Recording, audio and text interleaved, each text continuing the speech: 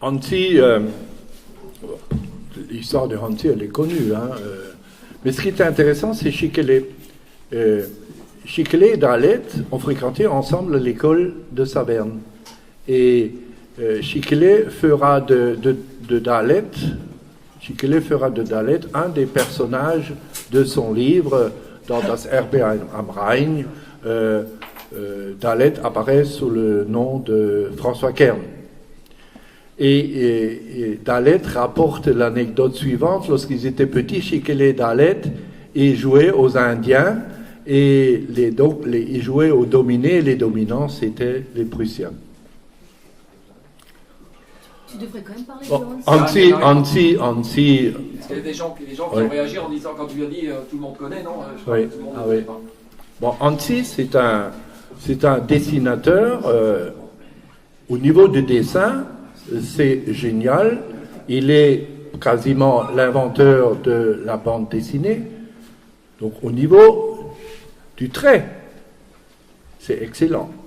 Mais le contenu est plus que critiquable, puisque Hanzi, Jean-Jacques Valls, est un nationaliste français. Il a d'ailleurs été largement soutenu par une certaine classe politique française, je dirais de droite, voire d'extrême droite, avant 1918. Donc il représentait le point de vue français en Alsace.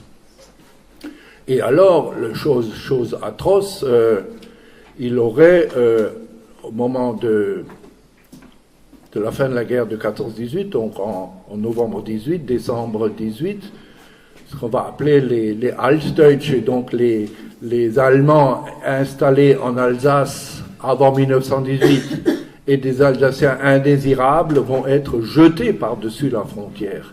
Et Hanzi aurait appelé à cracher sur eux lorsqu'ils passaient la frontière. Donc c'est un personnage extrêmement contestable.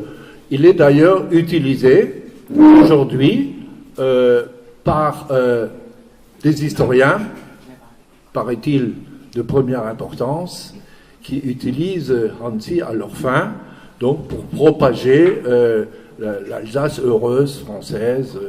Voilà. Ça, c'est Hanzi. Denis? Ja, Frau, gib mal gerade ein Mikro.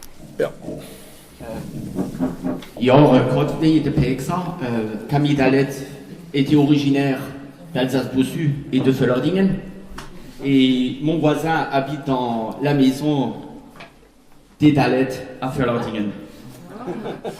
J'étais un peu déçu que tu compares Camille Dalet à Pierre Pflimlin.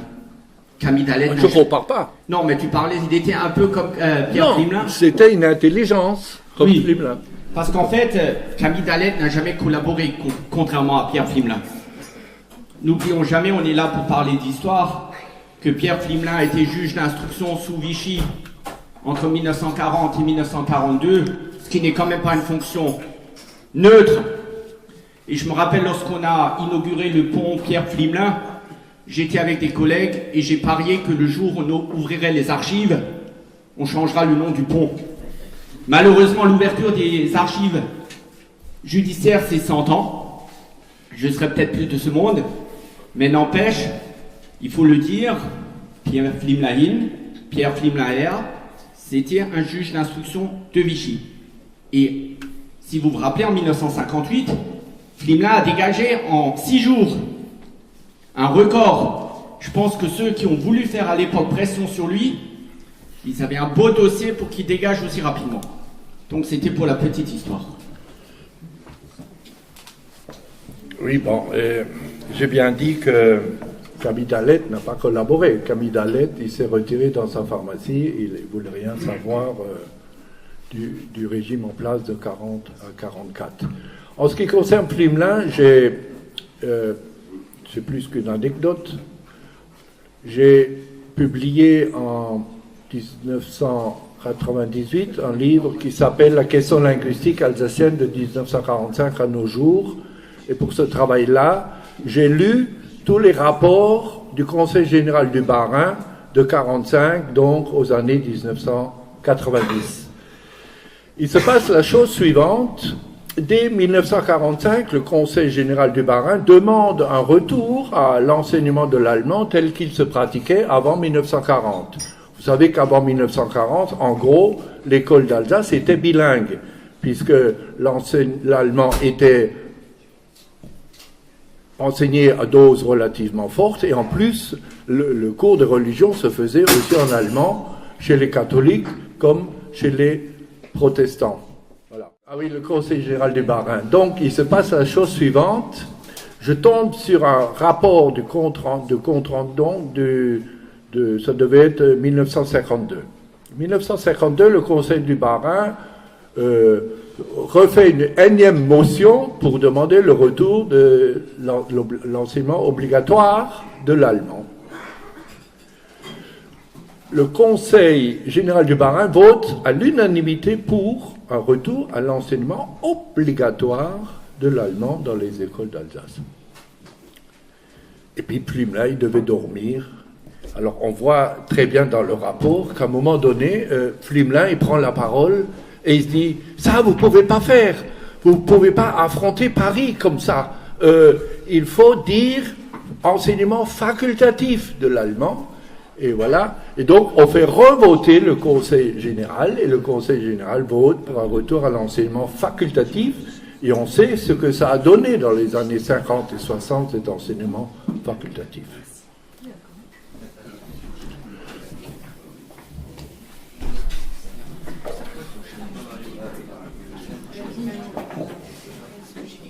Salut Pierre. Je voulais savoir pour les protestataires après 1870, qu'est-ce que ça représentait comme pourcentage de la population? Est-ce que c'était quelque chose largement partagé par les gens à la campagne ou est-ce que c'était relativement minoritaire? Parce que vous avez dit qu'il y avait 50 000 optants qui sont finalement finis par partir. Et la deuxième question, c'est que Camille Dallet, cette déclaration que vous avez lue sur le droit de l'homme, par curiosité, est-ce qu'il y avait un fort mouvement anticolonialiste en 1933, parce que justement, il y avait beaucoup d'Alsaciens qui sont déjà partis, par exemple, en Algérie. Comment réagissaient des gens comme Camille Dallet par rapport à la colonisation française dans d'autres colonies? Parce que justement, l'Allemagne n'avait plus tellement de colonies après le traité de Versailles. Merci. Bien. En ce qui concerne le colonialisme, Camille Dallet ne prendra pas position au cours des années 20 et 30, puisque ça c'est une affaire plus ancienne. Les Alsaciens qui ont quitté l'Alsace pour l'Algérie, par exemple, c'est dans les années 1860. C'est beaucoup plus ancien. Par contre, Camille Dallet prendra position, et on lui fera un procès, et il aura une somme importante à payer. Il prendra position contre les tortures que pratique l'armée française en Algérie pendant la guerre d'Algérie. Voilà. Et l'autre question... C'était le pourcentage de... Ah oui, alors... Qu'est-ce que ça représentait? Oui. Il y a d'une part... moi, je distingue toujours le peuple, le bon peuple, la base, et les intellectuels. Alors, dans le bon peuple, il disait, comme ma grand-mère était née en 1880, ma grand-mère maternelle, elle disait « Merci Französisch, aber merci que Franzose ». Voilà. Donc, elle ne remettait pas en question sa citoyenneté française, mais elle disait bien que nous ne sommes pas de culture française, merci que Franzose. Donc, les protestataires, c'est un mouvement d'intellectuels, essentiellement. D'une part, parmi les 50 000, c'est la grande intelligentsia et la bourgeoisie qui quittent l'Alsace. Restent en Alsace ceux qui vont passer à la politique, ceux qui vont aller sur le terrain de la politique, c'est essentiellement le clergé, puisque les intellectuels et la bourgeoisie aura quitté l'Alsace. Et ces cléricaux ont certains acquis à défendre. Nous sommes en plein Kulturkampf, mené par Bismarck. Donc il y a cet aspect du Kulturkampf et puis la protestation de la cession de l'Alsace à l'Allemagne. Et ce sera un courant extrêmement fort. Aux premières élections en 1874 au Reichstag, les Alsaciens lorrains vont envoyer que des députés protestataires à Berlin pour une bonne partie des cléricaux, des curés.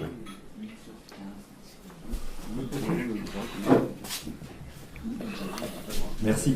Je voulais savoir, Monsieur Klein, vous avez parlé du centralisme prussien avant. Est-ce qu'on peut vraiment mettre sur un pied d'égalité le centralisme prussien, qui était quand même plutôt libéral, puisque dès la genèse de la cession d'Alsace-Lorraine, l'Ausschuss qui a été institué, puis le régime d'option qui était quand même assez favorable, et puis la politique française d'après 1918 qui est quand même constitutive d'un génocide culturel avec la commission de tri ethnique. Ma deuxième question, c'était, j'ai entendu dernièrement que la famille de Camille Dalette, qui a encore des pharmacies à Strasbourg, le reniait en quelque sorte.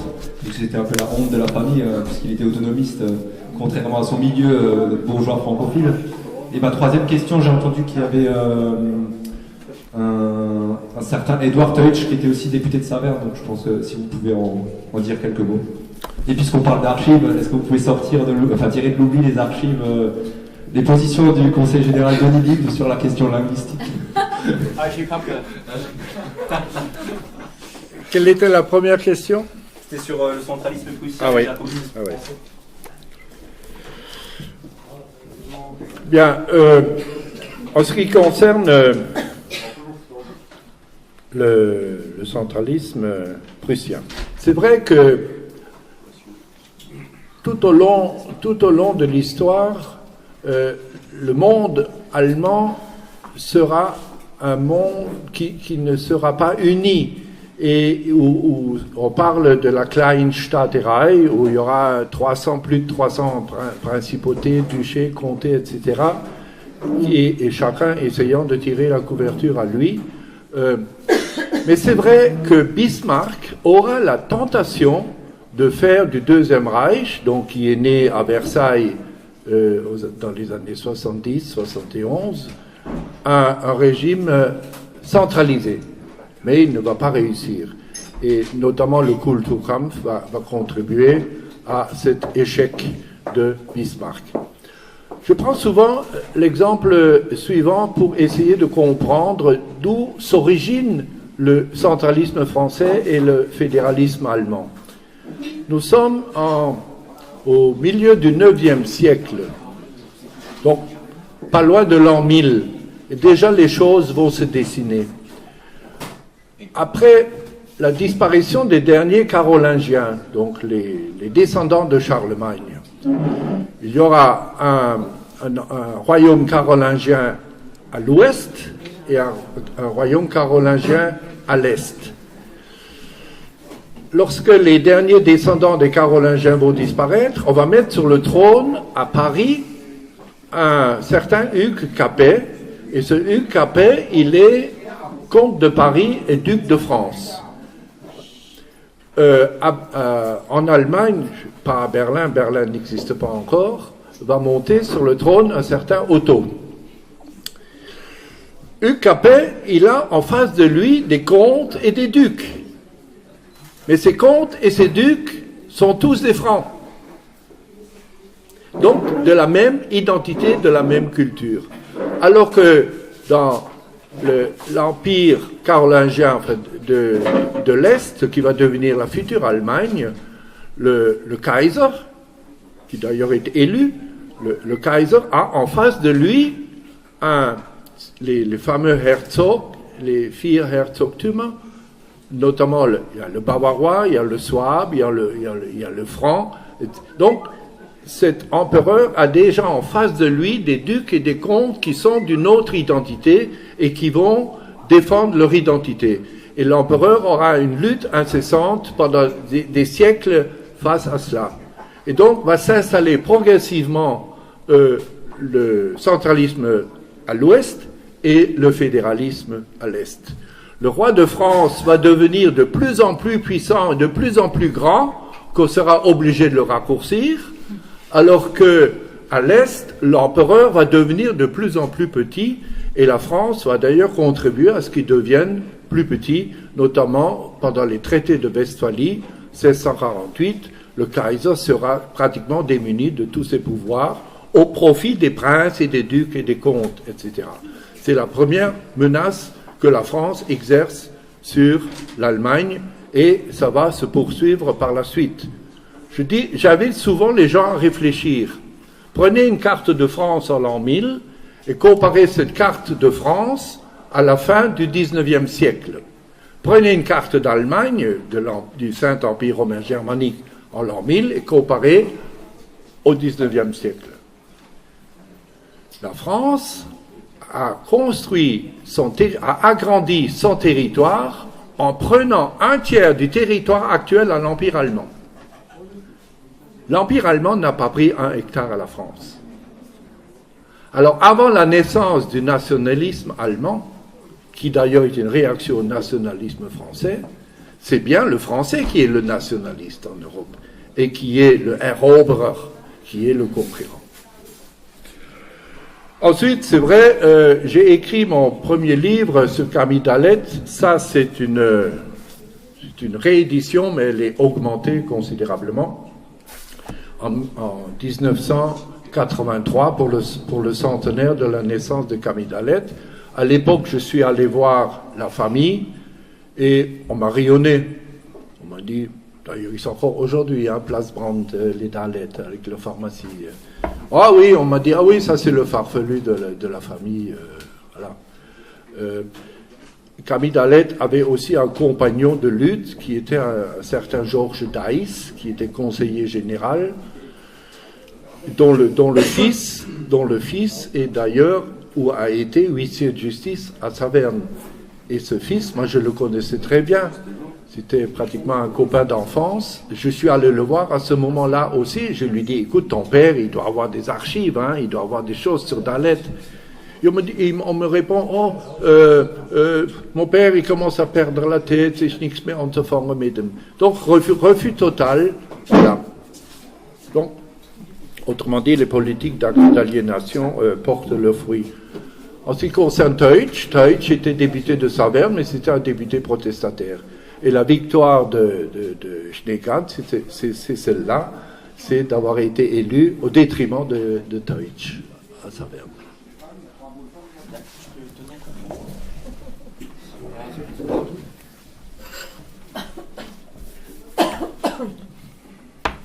Je me permets, parce que je connais un peu l'histoire électorale de Saverne, de faire un complément.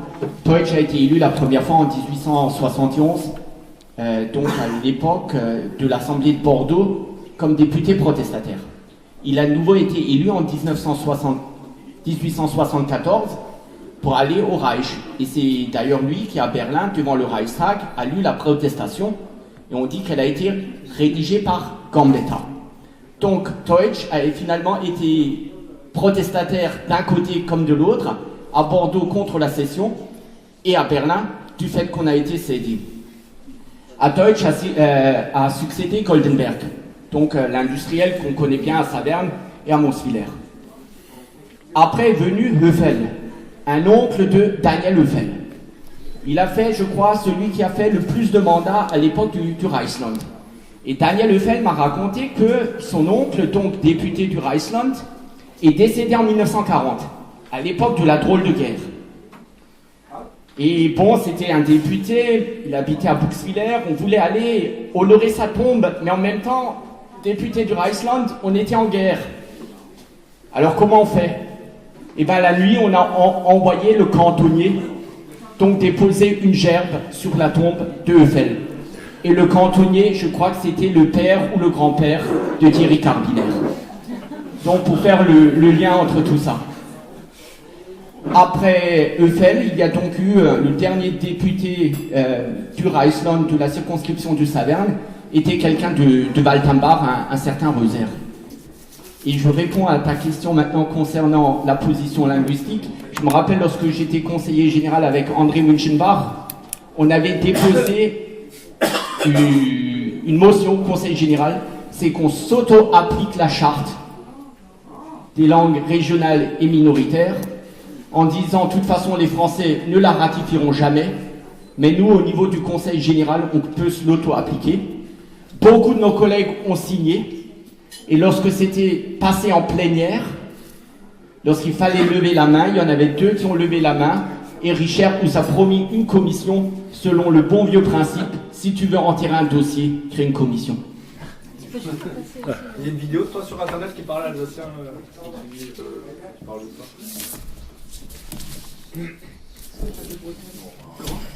J'aimerais juste poser une question aussi.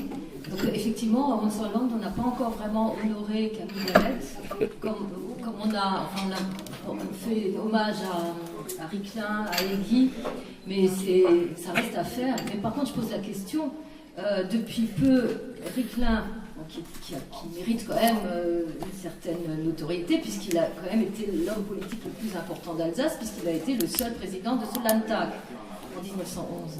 Donc, depuis peu, Ricklin a droit à sa plaque à Dannemarie, sa ville de naissance, où il a été maire, conseiller général, député. Alors, qu'en est-il de Camille Dalette? Je connais la réponse, mais est-ce qu'à Saverne, donc, son lieu de naissance, où il a été élu, est-ce qu'il y a une petite plaque quelque part qui l'honore? Je pense qu'on connaît tous la réponse. Si, il y en a une. Mais il tombe, mais elle n'est pas entretenue. Bah voilà, pour la section, voilà un boulot peut-être. Bah demain matin, on prend la peine. Et il est enterré donc au cimetière de Saverne. Bah, nous, on avait été nous recueillir sur la tombe de l'abbé Egui, sur la tombe de Ricklin. Bah, effectivement, on s'en lance. Je voudrais au moins que la section fasse quelque chose. Il faut vous dépêcher parce que la tombe, il y a l'abandon et je ne sais pas si elle existe encore. Ah oui? La dernière fois que je suis allé, ça remonte à une dizaine d'années. Ah oui? J'avais demandé le concierge du cimetière où était sa tombe. Ah oui, ça c'était le député, allez voir là-bas. C'est le farfelu. Voilà. Elle existe encore, la tombe existe encore. Oui, mais l'abandon, parce que Dalette n'a pas eu d'enfant. Hein, Je voudrais juste, si vous le permettez, donc j'ai publié un ouvrage sur Camille Dalette. C'est à la fois un ouvrage historique et aussi de sciences politiques. Hein. J'ai aussi amené vous savez que je préside aussi l'initiative citoyenne alsacienne. Cette ICA a publié récemment, c'est le fruit d'un long travail, un concept global pour l'Alsace, un projet politique global pour l'Alsace que Unterland pourrait prendre en compte. Hein. Il y a vraiment pas. J'ai aussi amené un ouvrage sur l'identité alsacienne. Comment peut-on être alsacien? Dans les années 80, un Breton avait écrit un livre, Comment peut-on être breton? Essai sur la démocratie française. Et moi, j'ai fait Comment peut-on être alsacien? Essai sur l'identité française. J'ai aussi un livre en allemand, parce qu'il fut un temps où les Alsaciens écrivaient essentiellement en allemand. Camille Dalette et Schneegans ont mené tout leur combat politique en langue allemande. Tous les journaux de combat étaient en langue allemande, parce qu'en Alsace, on lisait que ça. Et j'ai enfin un bouquin qu'on a sorti, donc aussi l'ICA, Indignation alsacienne, donc sur le refus de la fusion. Voilà.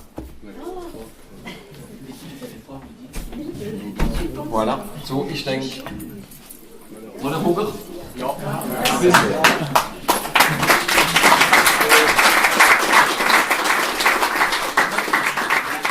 Merci vielmals, Pierre. Merci donc de cet exposé. Merci de les recherches que tu as.